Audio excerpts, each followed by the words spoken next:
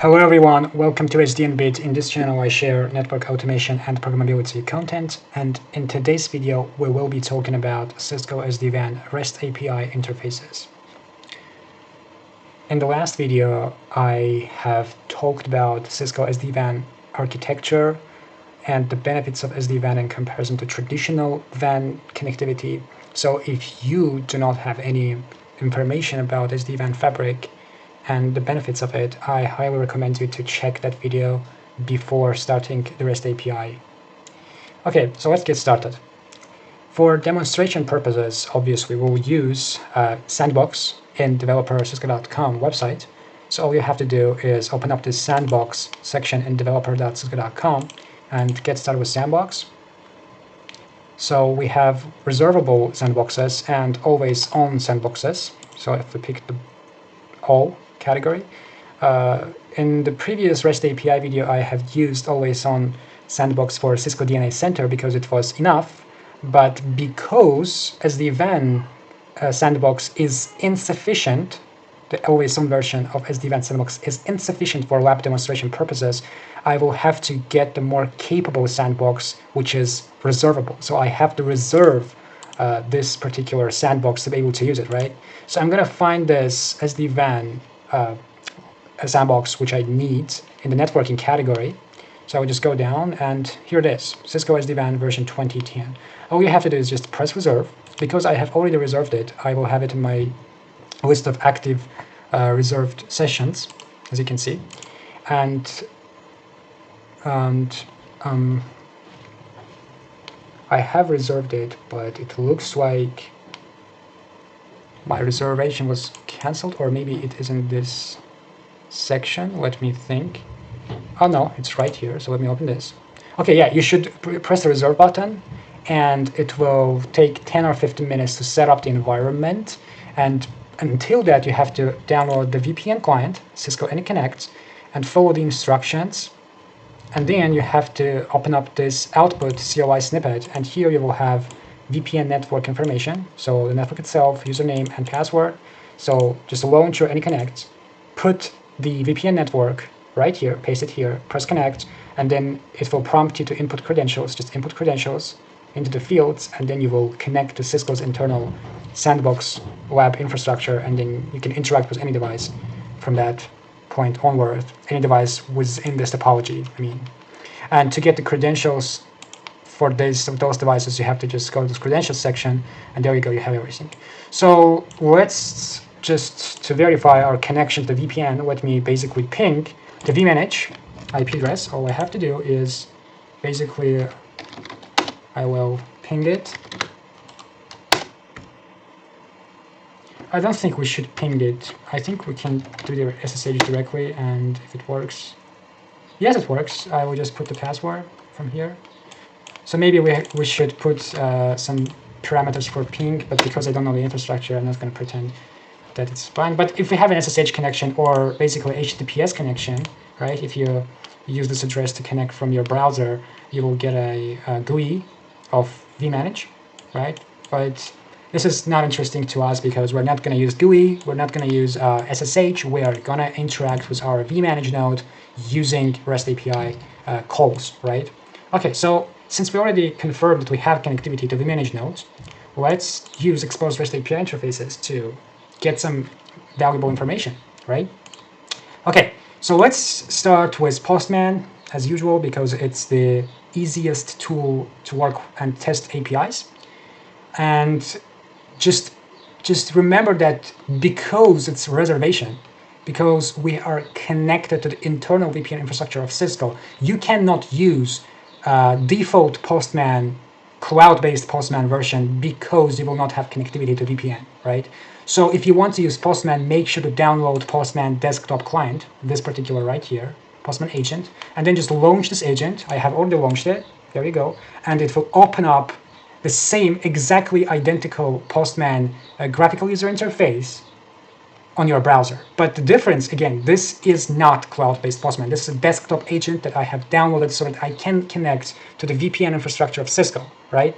So if it was always on labs, you can use cloud-based, it will be fine because it's always on, it's accessible from everywhere. But reservable apps demand Postman agent on your desktop to be able to use it internally with the VPN infrastructure. And I have already done this, so that's pretty much it. Okay, and now let me create a new collection for SD-WAN. I'm gonna create it and I'm gonna name it Cisco SD-WAN, right? There you go. And let me create my first request by adding a request. Okay, so as you may recall from the previous video, the first step when working with APIs in any Cisco platform is to pass authentication. The first step is authentication. We have to authenticate and get a token to be able to send subsequent API requests and calls. So I'm going to send a post request, obviously, and let's name it actually authentication. Okay, so let's open up a documentation of SD-WAN REST API, and let's make it everything official. Just scroll down to this additional information section and press SD-WAN APIs. This web page includes a lot of different type of information about SD-WAN API usage guide and whatever. We're interested in the official documentation, so just press the view the docs. Okay, there we go. There's a little bit of introduction information about SD-WAN vManage API. It's a REST API interface for controlling, configuring, and monitoring the Cisco devices in an overlay network. So all you have to do is just continue to the next page and open up the authentication guide. Okay, so there's an instruction about how to authenticate, and all we have to do is just use these settings and optional parameters to be able to send a post request. So as you can see, this is our URL. So let me just copy that. I'm going to add it to my Postman. And let's make this vManage IP address object a Postman variable. So to make it Postman variable, you have to add 2 curly braces at each side, on the left and on the right. And then you put the cursor on this and press add new variable. And then you assign a value for this particular variable, which is, in this case, the IP address of vManage node. And I'm going to select the scope of SD-WAN because it's only convenient here, nowhere else. So now I have my full URL and I have to send a post request, but I still need to fill the headers with convenient information, which is, in our case, it has to be this part. Okay, so I'm gonna copy this for URL encoded. I'm gonna paste it the value, and the key will be content type, meaning I will send my requests with this encoding format. Okay, and in body we have to insert this particular snippet to be able to authenticate with our username and password, right? So in DNA Center, we don't have to send a body. We don't have to fill the body of the request. We are indicating this information with basic authentication. But in SD-WAN, it's a little bit different. The authentication structure, as you can see, is different. So let's just copy this, right? And let's paste it to the body. And let's fill this particular username and password fields with convenient to us information. So I'm just going to put admin, which is a username, and password. I'm going to copy it from the credentials section right here. Let me just copy that, and I'm going to paste it right here. So, okay, I'm going to save my request by pressing Ctrl+S, and let's send our first post request. And it looks like we didn't get the cookie. We should have get the cookie because let's read this part actually. So log in with a username and password to establish a session, and the session token is in the response HTTP cookie with this particular key, JSession ID, but we did not get any cookies, so maybe I have done some mistake somewhere. So let me check. What could go wrong? I mean, everything looks fine. I don't know why we didn't get anything. And in the header, I don't have anything in the header. Like, yeah, there's nothing. I'm pretty sure, maybe the IP address is wrong. The IP address is right. JSecurity check, that's our endpoint variable, URI. Let me verify that. JSecurity check, yes. Well, it should work. It should work actually. Why it doesn't work? Maybe there is something wrong here. Maybe I should put like this. I don't have to put the brackets. Maybe, I don't know. Let's try. yes, we should not put quotation marks. And now we have a cookie reply, and there you go. This is our authentication JSession ID. So I'm gonna copy that to use for subsequent calls. But I think it's pretty understandable now, right? So let's now send a basic request just to show one more example with Postman, and we'll proceed working with other components. So let me just send a GET request to, maybe we have something here, device inventory, that makes sense. There you go. Let's just copy this part. Let's add it here, and then let's add the base URI. Not bad. Just paste it right over here. Okay, there you go. That's our full URL. We'll send a GET request, and I think this time we have to identify it on the header section. So to identify it, it's a little bit different. Okay, how do I identify that? Maybe we should see here. Okay, this is probably how we're gonna do it, right? Cookie. Okay, cool. So let me do just that. I'm gonna say cookie and JSON. Okay, let's just actually copy all of this. Or actually, no. Do we have a cookies section here? Cookies, maybe this one. One cookie, yeah. Okay, add cookie. Save it. Oh no, don't save. There you go. We have a cookie here. So how do we use it? Add domain, maybe. I just don't know how it's gonna send it from now. Like, did you save it somewhere? Okay, let's actually test that.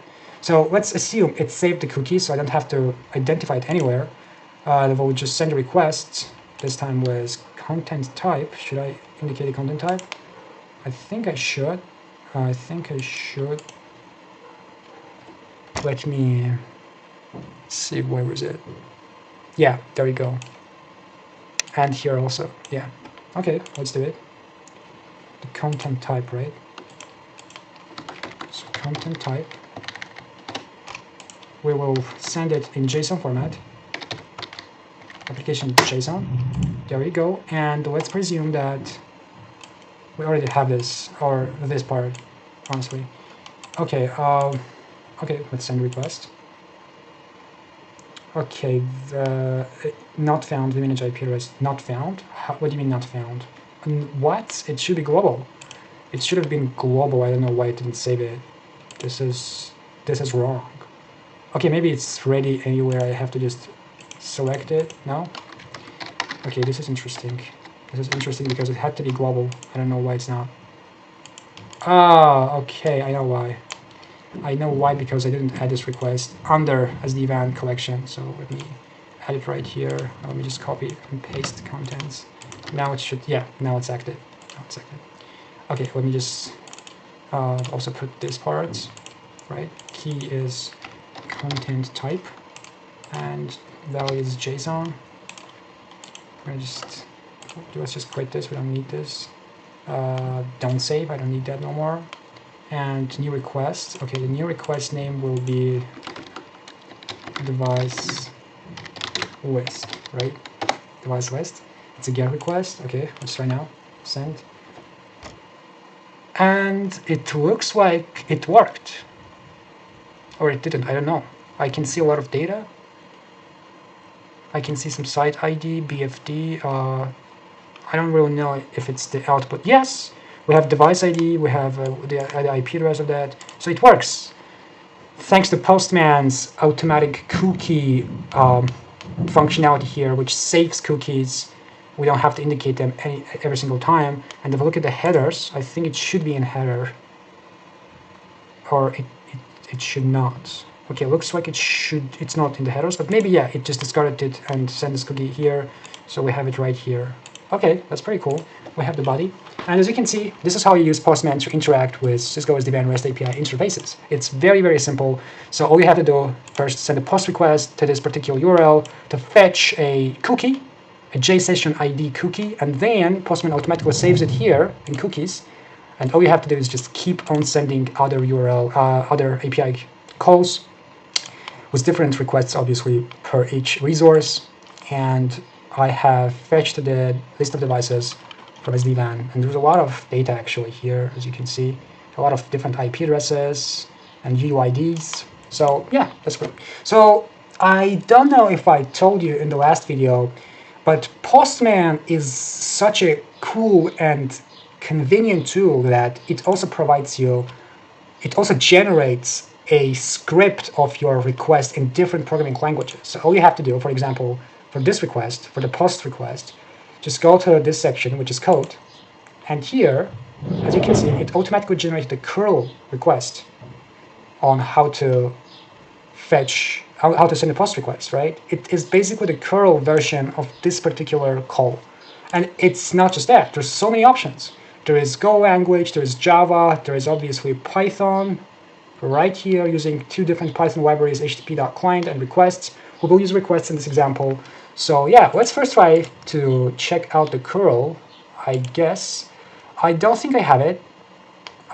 Maybe there is, okay, curl Windows, I think I have to download this. Curl Windows PowerShell.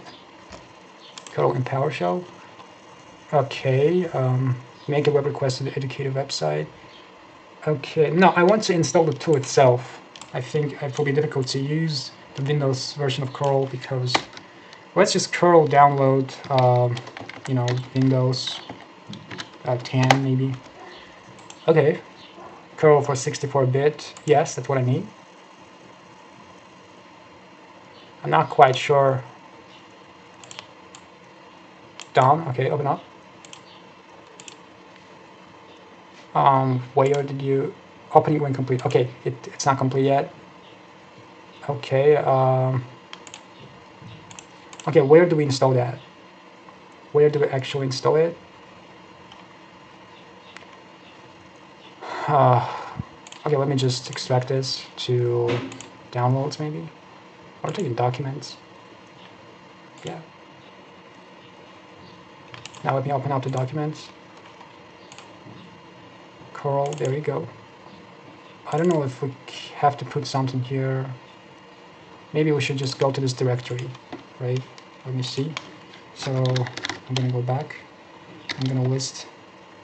Oh, that was the wrong command. Sorry. Clear ls cd. Okay, let's just say curl dash dash version maybe.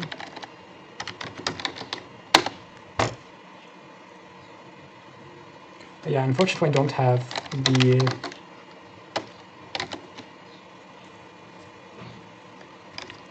maybe it's in the bin directory, right?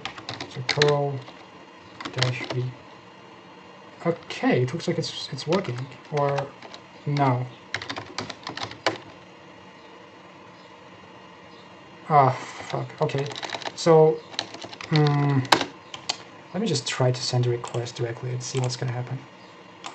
Unfortunately, yeah, I have to install right now the Ubuntu subsystem, but I think I do have it. Oh, we don't have it? Ubuntu, Windows subsystem for Linux. Okay, fuck it, let me just download Ubuntu.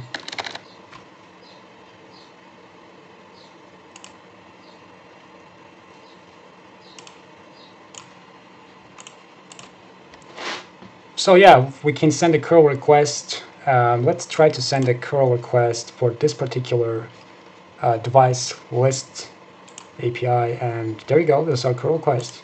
I'm gonna copy it, and let's open up my Windows subsystem of Linux to be able to make a curl call. Let's first make sure we have curl here. I'm gonna say curl version. Yes, we do. And all we have to do is now just, I'm gonna minimize it a little bit. Okay, and paste the curl call and press enter. Okay, SSL certificate problem. Obviously there will be because we haven't specified one parameter, which is -k. Let me do just that right here. And let's retry that. And there you go. We have everything. So yeah, as you can see, you don't have to write the entire curl request from scratch and put all these endlines to be able to construct a nice curl call, all you have to do is just use the code generator of Postman, a great utility, and just copy it and paste it to your CLI and use it. Now let's try to do the same thing for Python and see what kind of code it does generate with request library, and there we go. This is what it does with it, right? And we could definitely just copy it and paste, but I want to construct my Python script from scratch so that you can see the logic. You can see the logic and you can see the best practices to do. So this is not, this is very static because it is based for this GET request only. And let's make a more dynamic code. Let's write more dynamic code which will take into account multiple things and will dynamically let us to work with our SD-WAN vManage platform. So I'm going to open up my VS Code editor and I'm going to create a new Python file and I will call it SD-WAN API.py, which is a Python extension. So okay, let's create a Python client, Python API client for our SD-WAN vManage platform using famous request library, which you can install using pip. All you have to do is pip install requests, like this, pip install requests. If you press enter, it will install the requests library. I have already done this, so I don't need to do it again. Let's basically identify our variables, our constant variables, which will not change during the execution of any type of code or function. So let's start with hostname.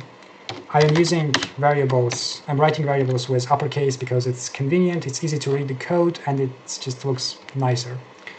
My hostname will be my IP address. In this case, it can be also a fully qualified domain name. Then I'm going to indicate my username variable, and I will add my username of a domain here. Well, this is also not best security practice. It's not safe to write your credentials on plain text on your source code. Usually you are hiding this with environment variables, but for the sake of simplicity, for this example, I'm not going to do it. I will just write them in code so it's visible and it's easily understandable because we're constructing this straight from scratch. And I want you to understand the logic, right? So always first, you import a necessary library or module, and then you have to, it's very recommended to indicate all the constant global variables, which will be unchanged, which are statically set, and they are not changing their values, right? Okay, so the password is going to be, I'm just going to paste it from here, copy. That's right, paste, cool. And our base URI. So base URI is the part of URL which is unchanged during any type of API call, right? Basically, in our case, this is HTTPS. I could copy that, but I'm just going to write it myself. No, let's make it actually this. Let's write like this. I will just put the hostname variable here, and I will indicate it like this. That's cool. So it's more dynamic. You don't have to change it here. Okay, so now we can construct our functions. The first function, the first step, as we already mentioned, is authentication step. So let's create a function which will authenticate our client to the SD-WAN vManage node. Let's call it auth, which is short for authentication, and let's indicate the URL. So in this case, URL will be base URL plus what? Plus endpoint, which is in this case is, where is it? It's this one. JSecurity check. I'm gonna paste it right here. Okay, so URL variable will consist base URL, this part, plus this part, which will make a full URL to authenticate, right? That's cool. Then, after setting the URL, our endpoint resource, we have to set the HTTP headers, right? So I would just say, I could say headers. Yeah, I could write like this. Okay, headers. And headers are usually Python dictionaries. And let's put the necessary value here. So it's gonna be like this. The content type. Let's paste the content type. we are basically indicating how we want to send an HTTP request header. We're saying it has to be in this encoding format, which is URL encoded. So all we have to do is just paste right here, and then we have to indicate our HTTP request body. Let's do it using payload variable, and let's actually make it also uppercase. And let's basically paste this value from Postman. There we go. But we can make it also more dynamic, right? We can make it more dynamic, so let's make it more dynamic so we don't have to type it every single time. First of all, we have to enclose them with quotation marks, and then we have to delete this part. No, thank you. Wait, yeah. Curly braces, please. That's great. Username, right? So take the variable assigned, take the value assigned to the username variable, and take the value assigned to the password variable, please. This will make our function more dynamic and flexible, right? Because it will grab those values from here and it will input this here. Okay, and now we have to send the request itself, and we save the output of request in a variable called response. So I'm creating this variable, and I will use request library. Let me call the library, and I will use a post request to send it to the URL, which is already specified in this variable. As you can see, it's activated now. The headers specified in headers variable, and the data, which is a request body, is specified in payload variable, right? That's cool. And I don't want to have any SSL checks, so I'm gonna disable it by saying verify false, because I work in the lab environment. In production environment, obviously, this is very, very unsecure. Don't do it. Okay, it looks fine now. Again, let's put some comments to identify what we did, right? So basically, this is constant, or global, maybe also variables, right? We are first specifying our global variables, and then this is our URL, endpoint URL resource, maybe, yeah, cool. HTTP request header and HTTP request body, right? This is our body, this is our header, and this is the full endpoint resource name where it is located. And we're sending the actual request here, so let me just do that.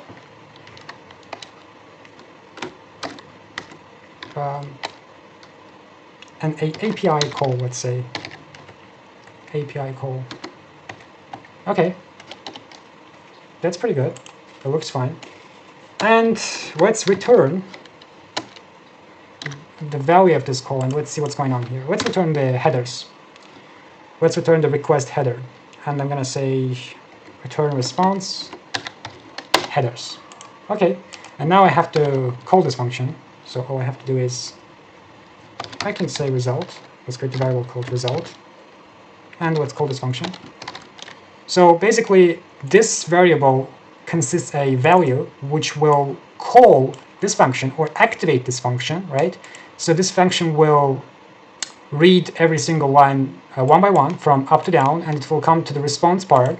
It will send a post request to the URL indicated here with necessary options, and it will return the headers of this particular call. So we'll get a response, and the response will be stored in this variable, and by using the headers method, we can fetch specifically the header of our response, not the entire response itself, right?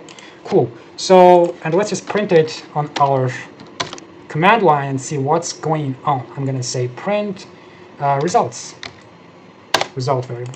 I'm going to save my Python script. I pressed Ctrl S for that. And let me open up my Windows PowerShell. As you can see, I have already entered to the directory where my code is located. There you go, this is my script. And I'm going to execute the script using Python, and I'll press enter. Perfect. This is our response header. And in response header, we have an element called setCookie, which consists of a value which we will use for subsequent calls. This is our session cookie ID, JSession ID, right? We need this value to use for subsequent API calls, right? Okay, now we have to extract this value precisely, and let's get rid of this particular warnings of SSL, right? We don't need to see this notification every single time. So to do this, all we have to do is let me disable SSL verification. No, warnings, not verification. Warnings. In requests library, there is a packages module. If I'm not mistaken, you can look it up in Google. Also, it's very famous. I think it was URL lib 3. Disable warnings, right? I hope it's right. I really do hope it's right. So we'll check it now. Let me just see what else we can do here. So let me see if we can extract the particular value of setCookie. Was that setCookie? Yeah, let's just copy this key, which I just did, and let me paste here, and let's see what's going to happen now. Let's run from the terminal again. Attribute error. Okay, that was wrong. Did you mean disable warnings? I meant this one, but okay, maybe it's that one. I don't know. Let me just check it on Google real quick. Requests. Yes, I was wrong. So it has to be like this. Let me just copy this part and open up my text editor and paste it. Let's delete the extra dot. Let's save it and let's rerun our script. There you go. Now we have all we need, but we don't need this part. We don't need this part and this part, so let's just split those parts maybe. It's a list, right? It looks like a list. Because, let me see a type of this. So let me identify which type is our output is, because it's very important to know the data type to be able to explain to a computer your intentions. It's a string. It's not a list. So, okay, it's not a list. It means we have to split everything until this particular symbol. Okay, let me actually identify, let me actually create a variable cookie, or cookies, because there can be multiple. Now let me I want to use a split method. I think it should work. So all I have to do now is create a new variable which will store the splitted output, and this variable will be the ID, right? JSession ID. Let's write this. JSession ID is basically cookies split until this symbol, and please return JSession ID. I'm gonna save it. I'm gonna rerun my script and see what's gonna happen. Oh, now it's list. It means it worked, but I'm gonna delete it this type to see. But I'm just trying to understand. So what we did here exactly? I just split. Okay, because I use a split method, which is a built-in Python method, it will turn the output of these elements to the list element. So now it's just a one big string. But when we use split, it creates 3 elements. So element number 1 until this part, because we specify this character, element number 2, and element number 3, right? Okay, so if we run the script, we should get all the elements, right? And now we have to get the first element. So let's indicate the index of the first element, which is that, the number 0, right? If we talk about indexes. So let me rerun the script. Perfect. That's exactly what we need to make subsequent API calls. And recall that this is not a key, right? This is very important. A lot of people confuse this. I also confused it in the beginning. I thought that all we need is the value, right? I thought this part is unnecessary. But to instruct your script and to make an API call, you need also this particular key. So this entire thing is necessary to make subsequent API calls. Okay, so now we have a function which retrieves, which authenticates to the SD-WAN platform and retrieves its value. So whenever we need a JSession ID, all we have to do is just call this function, and it will do it. It will do everything for us, thanks to functions, because they are providing a lot of easiness to our script. Let's say we don't have to rerun and retype all these functions again. We don't have to write them every single time, and function provides the reusability in Python. So that's pretty cool. We have it. Now let's keep going. And let's explore the authentication part. So if you keep on reading, you will see that there's another token which is used to make post calls, right?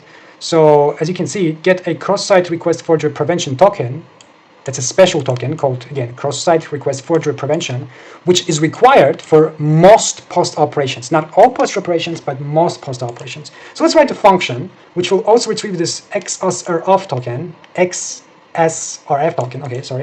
so that we can also have this flexibility. I will basically create a new function. Let's call it XSRF, because that's technically what we are doing, right? This means cross-site request forgery, or what was that? Prevention, no, I think, yes. So cross-site request forgery, XSRF. Okay, let's create this function. Basically, I can pretty much copy this part, and then I can edit this part. So I don't have to write everything from scratch. Let's first grab the endpoint URI, and I'm gonna paste it right here. Sorry for that. Okay, cool. We have a full URL now, perfect. And because this URL is indicated in this function, within the scope of this function, it cannot conflict with this URL variable. They are totally different and isolated from each other, right? Okay, cool. And now headers, what we have to put to the header, it's a little bit different, as you can see. We have to put cookie JSession ID here. No, this is for the post request. We need this part. We need to solve this part, and also application JSON. Okay, so first let's put, I guess, application JSON part, right? So content type, I will copy this part.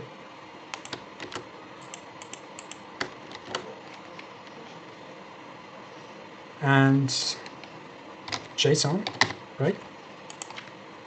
Perfect. And also I will change this part, because now we have to put cookie, which we already have. So cookie, this is our cookie, right? Syntax was correct. And this part.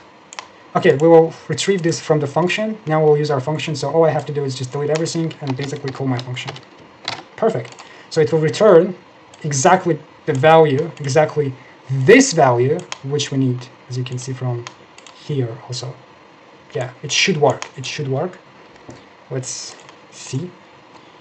Anything else? I think we have to change also the something here maybe, because I think we should send the GET request this time. Absolutely yes. Let's change our request from POST to GET. Sorry about that. There we go. To GET request. And we have to also return our response, right? Return. Okay, is that response body or header? I have to verify that. Let's check the documentation. So XSRF token is in the response body. It means we have to return the response.text and use this token along with JSession ID cookie for ongoing API requests. So if I want to send a POST request for most operations, I have to indicate these options in my variable, in my header, as you can see in this format. We have to first indicate our cookie, and then just after that, our XSRF token, right? That's pretty cool. But first, let's grab it. Let's grab it. It has to be text. And now let's call XSRF function to see if it's working, right? That looks fine. That works fine. API call, request body. We don't need request body. We could need, but in this case we don't. So I'm just deleting if I don't need extra variable to conserve my memory. To reserve my memory for no reason, not conserve. And it should work. I also have to delete this part because I don't need it basically. Right? I'm gonna save it again and I'm gonna run it and see what's going on. And Perfect. There you go. This string is our CSRF token that we will use on subsequent calls, and our function works just perfect. So as you can see, guys, we have created two functions which will handle authentication for us. All we have to do from now on, just call these little functions whenever we need them, and they will handle all the authentication things and procedures for us. And this facilitates our work extremely fine, right? I'm gonna save my script. Okay, let's give it a little break and we'll come back.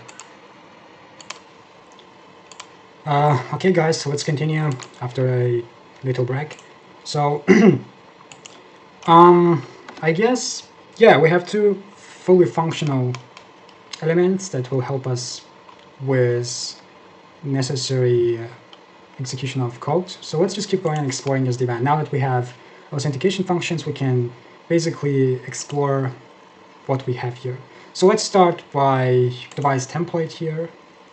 To attach device templates, generate device input variables, preview device configuration, attach device template.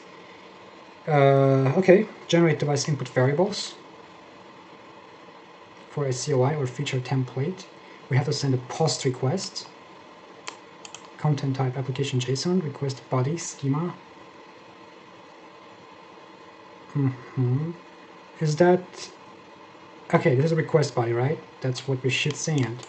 What about template ID though? Like how do we know which ID? Isn't there a list of template IDs or whatever? I think there should be. Okay, what else? Preview device configuration. And attach device template. Well. What about device inventory? Okay, this is the device. Okay, let's actually try. I just have one question: why we cannot get a template list? Because it doesn't make any sense. How do I know the ID of this template or device? I think we have to get an inventory information first for that. So let me try to get this particular code, which we already used on Postman and curl. Now we'll do it in Python. That makes sense. Connect devices. Display all devices in the order network that are connected to the vManage instance. Display all devices. Okay, let's actually do it. Let's create a new function. I'm gonna say def device device list, maybe. Yeah, device list. Let's paste this again. We'll need a payload, so maybe we can paste this part. And let's change the URIs. Okay, so this is the URI we need. Endpoint URI. I will basically paste it here. Okay, now headers. It should be application JSON instead of this, right? That's right. And we also have to put our cookie every single time. So I will copy this and paste it over here. That's good. That's good. That's very good.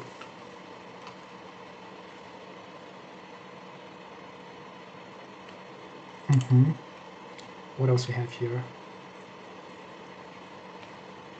Pretty much nothing. It's a GET request. So let's see.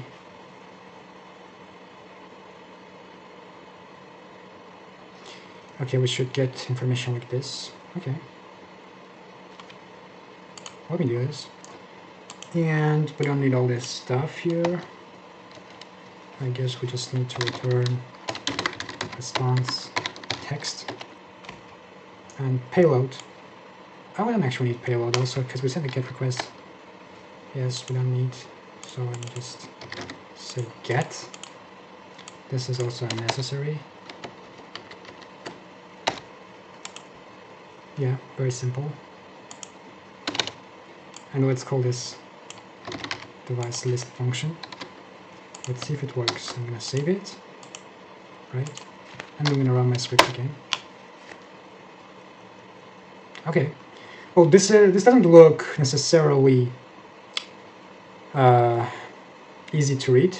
It's not human readable, but we have a lot of information here. So okay, let's actually try to make it more human readable, perhaps, just to see the output without problems. So first of all, let's identify which type of data we return. Is that a dictionary? Because if it is, we can use some... Oh no, not here. Okay, who cares? Not a big deal. Yeah, a string. It's a string. We can make it a JSON. We can turn this to the JSON. So let's import JSON module. Because if we turn this to a JSON object, we in our Python script, we can make it as a dictionary, right? But no, actually we can't, because this is a string. This is not a JSON object. I was wrong. I'm wrong. Sorry for that. Because as you can see, it doesn't have a quotation marks. Okay, so if it was a JSON object, it would have quotation mark right here, but it doesn't have. So this is a string. We cannot create, it's not a JSON object. We cannot use JSON options to make it a JSON file. Okay, but I will import JSON just in case if we need in future. Okay, let's just take, in that case, let's just try to use prettyprint method. I have to import that also. So from prettyprint, import prettyprint. It will help us to have better output. I think I don't have to do anything. Let me see what it does by default.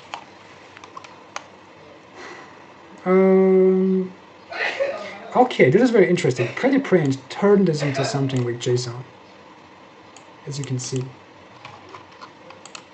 So let me do like this.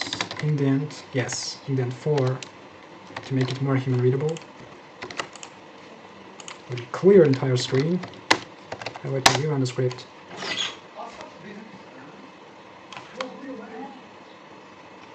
Okay, so basically this is it. We have a UID here. We have a connected managed devices.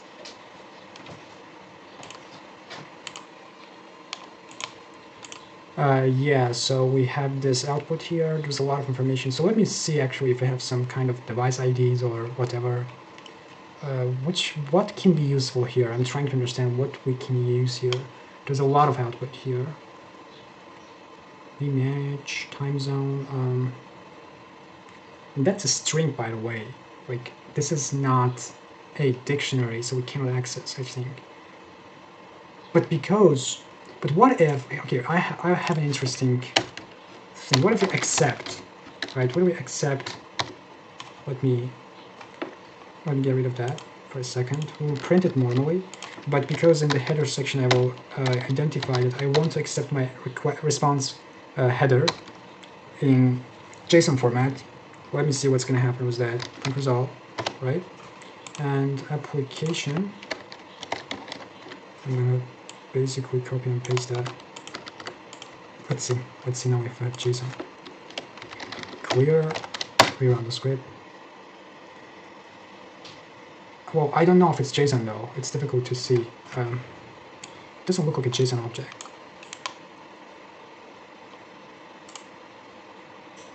Okay, so there's one way to verify, but it's not. It has to be string, but it's weird with this output because usually JSON objects are within the quotation marks, right? So let me see the type of this data object. That's a string, right? Okay, let's try to access UUID maybe, right? There's a lot of data. Okay, what kind of calls we can make more? There's something, so this was connect devices, and now we have controllers. Let's get information about controllers. Display all available controllers, vBond orchestrators, vManage NMS, and vSmart controllers. Okay, this has to be interesting and shorter, obviously. So let me just do this. I'm going to copy that. Actually, I can basically create a new function for this. Get device list controller. Controllers, right? Controllers function. Copy. basically paste. That's right. I don't need this now, for now, I guess. And is there anything else? Looks like no. It should be enough. Now let's call this function. And just print the output. I think it should be fine. We have the URL, we have the headers, pretty much the same, and the GET request. Let me just clear the screen, so I'm rerun the script.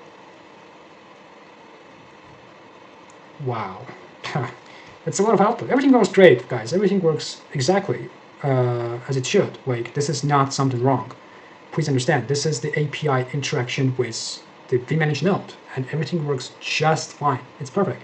The only problem is, of course, human readability, and this is crazy. There is a certificate request. Oh my god, it was a lot of data, and even if we use the preprint, which should make it like more convenient, because there's a lot of information here, and I don't quite know what I should filter out. I'm trying to print everything out, but this looks relatively better, right? This looks relatively better, as you can see. View keys, okay, status, name. Okay, so if I want to filter, can I use something here? Do they indicate how to filter? Ah, and this displays the edges. Interesting. Okay, yeah, the edges are underlying infrastructure devices, so let's make another function which will do just that, right? That's perfect. Let's say edges, or the edges, to be precise. Let me grab its URL. Everything is pretty much the same. So data service system device the edges. Data service system device the edges, right? Let me check. Yes. Everything else should remain the same. Just the URL is changing. And let me clear my screen once again. Oh no. Clear. Okay. And let's me rerun the script. Let's see how many vEdge devices we have. Ah no, I have forgot an important thing. I have to call the function. I forgot to do this, so please clear and run it back. Okay, this is the result of vEdge function execution. As you can see, we have a lot of information here. We have even more information here. Wow, yeah, there's a lot of information here. This just looks, and this actually basically indicates how important and powerful API interaction could be. Like, imagine all these values are accessible, and you can write a script which allows you to do anything you want, like anything, right? Okay, so there is a management system IP, there is template status, there is chassis number, there's a chassis number. Okay, let's try to extract some value from here. I don't know if we can, but let's try. Let's try to extract, for example, let's see what we have here. There's too much data. There's too much data, basically. Wow, look at this. It's crazy. There's so much data. Okay, let's go to the beginning of the data type. There is header. It's a key, and within this key we have a value, which is this. Or, no, it's this. Okay, columns. I don't think we need this. So within header, I could need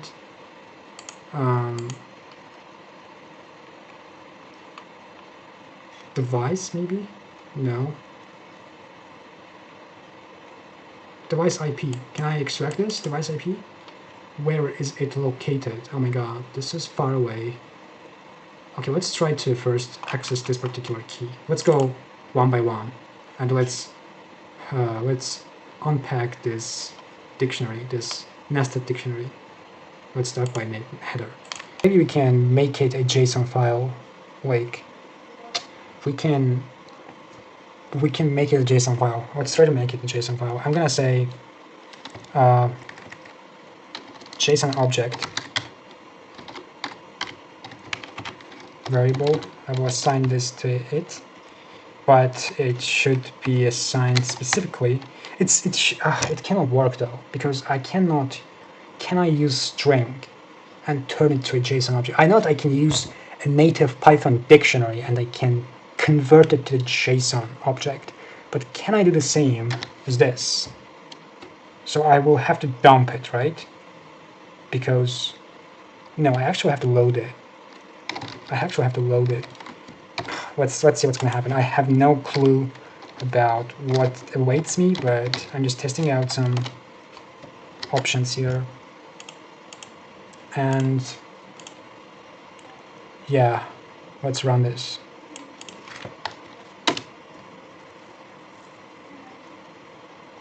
Okay, I think it worked.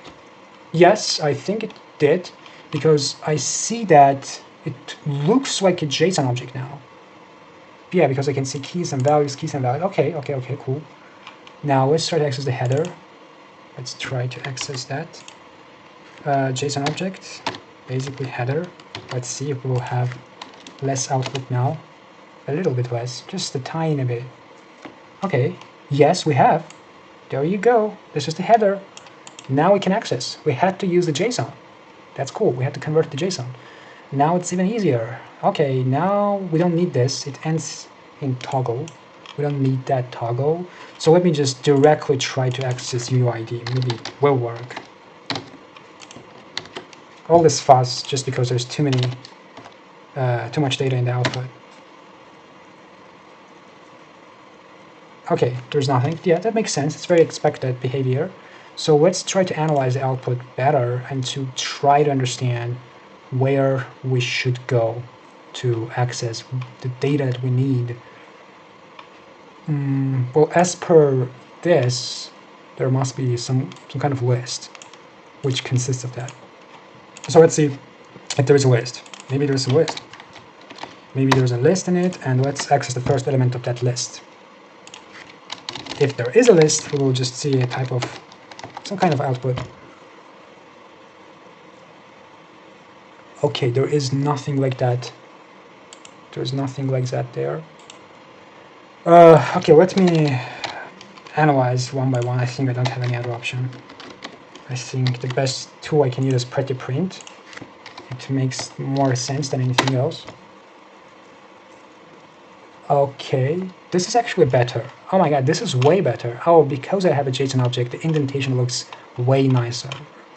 That is good. Finally, we could find a worthy output. Oh my god, there's so much data. There is too much data.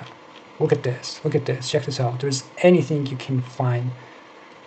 Okay, we have to access the data key, and in this data key there is a list, and then we can get the UUID. So data, element number 0, and UUID. Let's try this. Let's try this. Data, element number 0, and UUID. Sorry for that. UUID, right? Control S, and pretty print all of this after clearing the text, please. Perfect. We have it. We have it. This is the UUID of our very first VH device in our list. That's great. That's great to know. So if I just say data, right, I will get all elements, all the edges. I should get all the edges. Yes, there's too many output, but you know, and as you can see, UUID number 1. Okay, chassis number, yes, there's a lot of devices here. There is a lot of devices here. But the interesting thing is that they are all enclosed within one list.